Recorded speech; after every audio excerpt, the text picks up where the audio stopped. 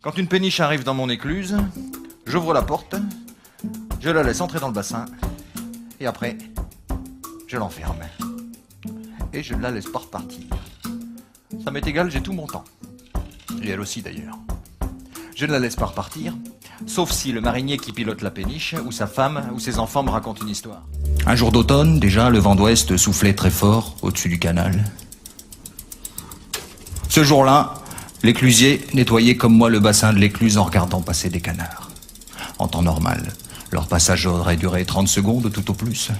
Mais là, avec ce temps abominable, ça faisait au moins 5 bonnes minutes et ils n'avançaient guère. Ils semblaient figés dans le ciel. Mais bon, c'est la nature, disait-il. Et chacun sait que la nature est parfois terrible.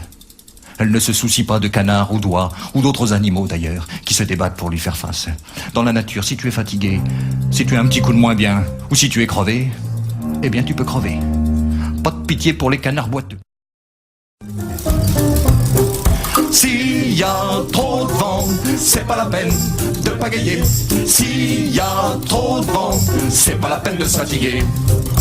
Un canard, c'est pas si costaud, c'est pas la peine de pagayer. Ça préfère le vent dans le dos, c'est pas la peine de se fatiguer. Quand il a le vent dans le nez, c'est pas la peine de pagayer. Il risque de s'écraser, c'est pas la peine de se fatiguer. S'il y a trop de vent, c'est pas la peine de pagayer. S'il y a trop de vent, c'est pas la peine de se fatiguer. Le canard est épuisé, c'est pas la peine de pagayer. Il arrête de voler, c'est pas la peine de se fatiguer.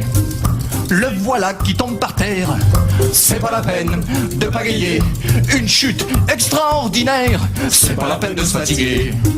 S'il y a trop de vent, c'est pas la peine de pagayer.